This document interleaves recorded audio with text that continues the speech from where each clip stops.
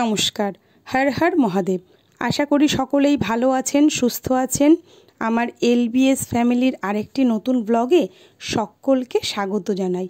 আজ হলো মহাশিবরাত্রির আর এখন বাজে সকাল 7টা।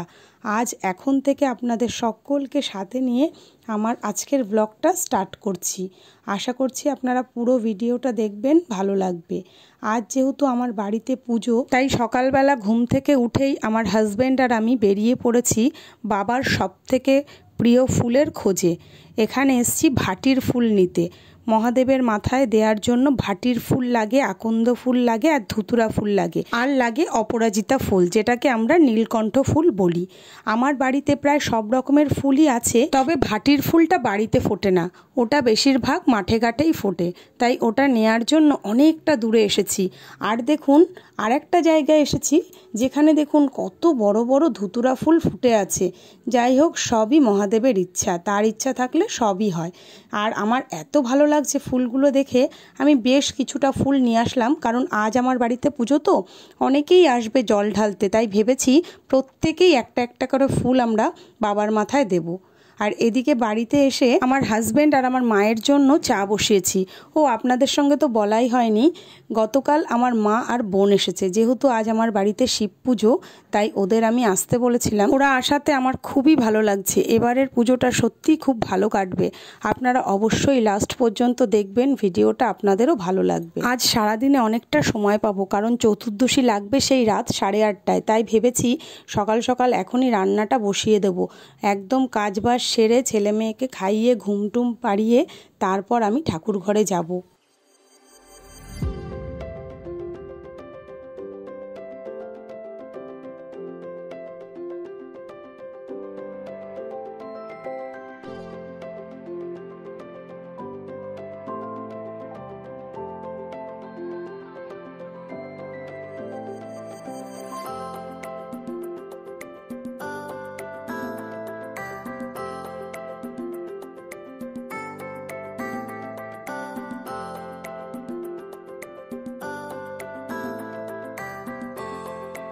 সমস্ত কাজবাজ সেরে ছেলে মেয়েদের খাইয়ে ঘুম পাড়িয়ে দিয়ে একটু রেডি হয়ে নিয়েছি। এখন যাব ঠাকুর ঘরে।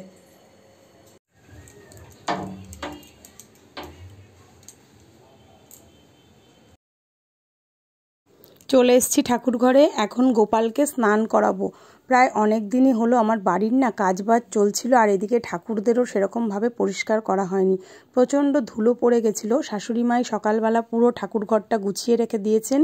আর এখন আমি গোপালকে স্নান করাবো, কারণ গোপালের জামাটাও অনেক দিন হলো পাল্টানো হয়নি। তাই ভেবেছি আজ যেহেতু মহাশিবরাত্রি, শিবকেও পরিষ্কার করা হবে আর সঙ্গে আমার গোপালকেও স্নান করিয়ে নতুন জামা কাপড়টা পরাবো। আজ আমার মনটা ভারী খুশি। সকাল থেকে যা যা ভেবেছিলাম ঠিক তাই তাই করেছি। অবশ্য সবই মহাদেবের ইচ্ছায় হয়েছে। তিনি হলেন জগতের নাথ ভোলেনাথ, তার ইচ্ছা না হলে কোনো কিছুই হয় না। যাই হোক, আজ তার ইচ্ছাতেই আমার অনেক স্বপ্নগুলো পূরণ হলো। ভেবেছিলাম ধুতুরা ফুল আদেও পাই কি না পাই, কিন্তু দেখুন গাছ ভর্তি ধুতুরা ফুল ঝুলেছিল, আর কতগুলো ধুতুরা ফুল নিয়ে এসেছি। আমার সত্যি খুব ভালো লাগছে, কারণ ধুতুরা ফুল পেলে না আমার মনটা যেন কেমন আনন্দে ভরে ওঠে। সব থেকে প্রিয় ফুল হলো মহাদেবের আকন্দ আর ধুতুরা আর বেলপাতা। এইগুলো যদি একটাও দিতে পারি তাহলে মহাদেব সত্যি সন্তুষ্ট হয়ে যা চাই আমরা তাই দেয়। আমার তো সব আশা সব স্বপ্ন মহাদেব পূরণ করেছে। জানি না কার সঙ্গে কি হয়েছে। আমার মহাদেবের কাছে আর একটাই ইচ্ছা, তুমি আমাকে যা যা দিয়েছো আমি যেন ভগবান এইগুলো নিয়েই সন্তুষ্ট থাকতে পারি, ভালো থাকতে পারি। সেই ছোট্টবেলা থেকে তোমার পুজো করে আসছি, এখনও করব, আজীবন তোমার পুজোই করে যাব। তোমাকে মন প্রাণ দিয়ে ডাকলে তুমি কোনো ভক্তকেই না সাড়া দিয়ে থাকতে পারো না। ওই কারণেই তো তুমি ভক্তের ভগবান ভোলানাথ, কারণ তুমি সত্যিই ভোলা, ভোলা মহেশ্বর। তোমার ছায়া যার ওপর একবার পড়ে তার জীবন সত্যিই ধন্য হয়ে যায়। তুমি দেবের দেব মহাদেব।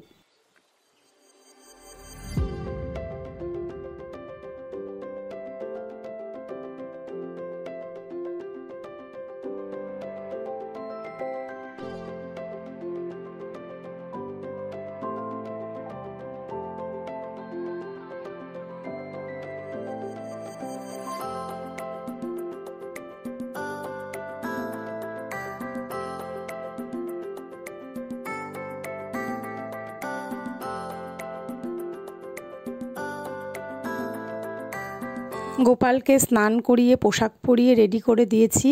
আর এদিকে আমি মহাদেবকে আমার মনের মতো করে এখন সাজাবো, আপনারা দেখতে থাকুন।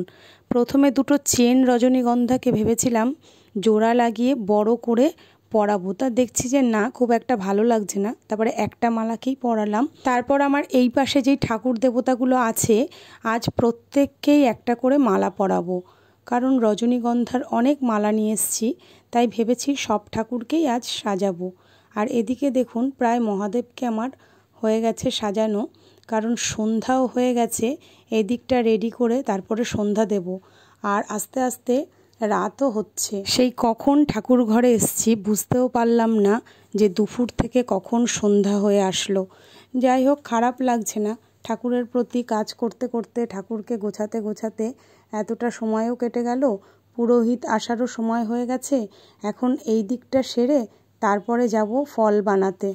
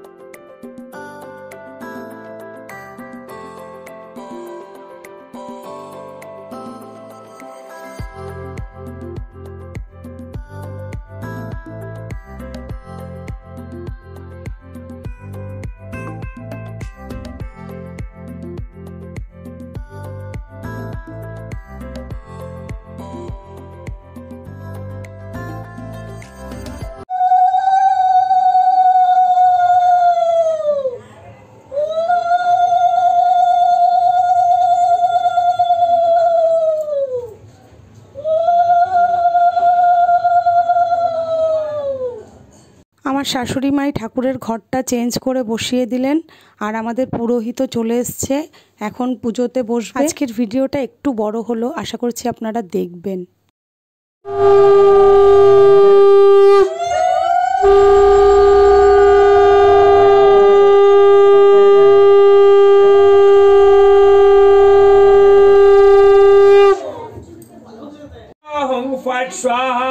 ओम गंगे च यमुनश्चैव गोदावरी सरस्वती नर्मदा सिन्धु जलस्मिन् सन्निधिं कुरु आशरं मरुष्टाय नमः। ओम नमः एष दीपयं गंगणपताय नमः। एष दीपयं गंगणपताय नमः। एष धूपनाम गंगणपताय नमः। ओम नमः नीलमौलिमन्दारमकरन्धकरारुण विघ्नहरण्य सेवे। ओम नमः शिवाय नमः।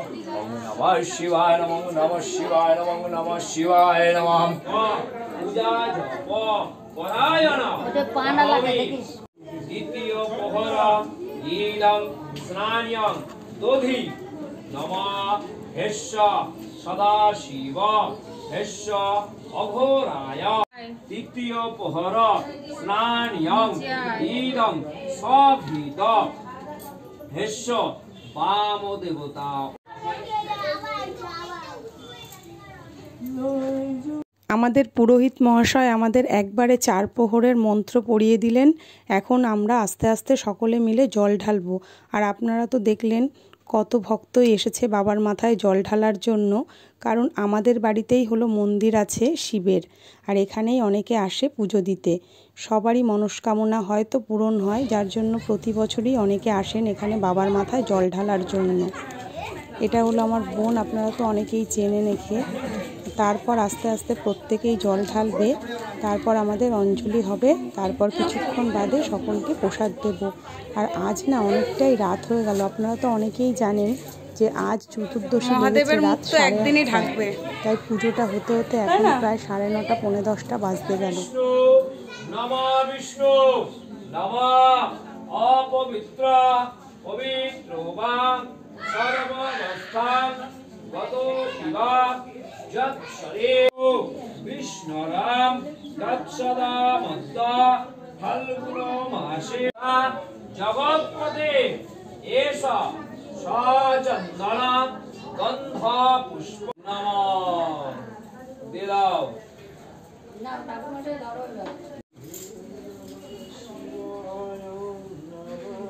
শিবায় নমঃ শিবায় হরে হরে নমঃ শিবায়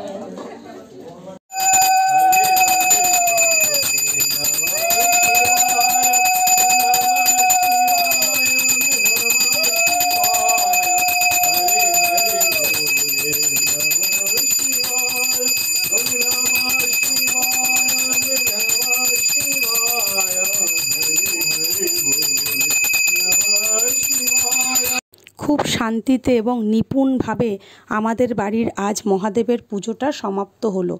যাই হোক, সবই তার ইচ্ছা। খুব ভালোভাবে পুজোটা কাটলো।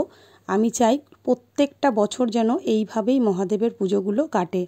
তাহলে আজকের মতো ভিডিওটা এখানেই শেষ করলাম। আপনাদের অসংখ্য অসংখ্য ধন্যবাদ আমাকে সাপোর্ট করার জন্য, আমার ভিডিওগুলো দেখার জন্য আর আমার পাশে থাকার জন্য। আমি চাই আগামী দিনগুলো এইভাবে আমাকে আপনারা সাপোর্ট করবেন, যাতে আমি আরও সামনের দিকে এগোতে পারি। আর মহাদেবের কাছে একটাই প্রার্থনা করছি, সকলেই যেন সুস্থ থাকে, ভালো থাকে। তাহলে দেখা হচ্ছে পরের একটি ব্লগে। নমস্কার।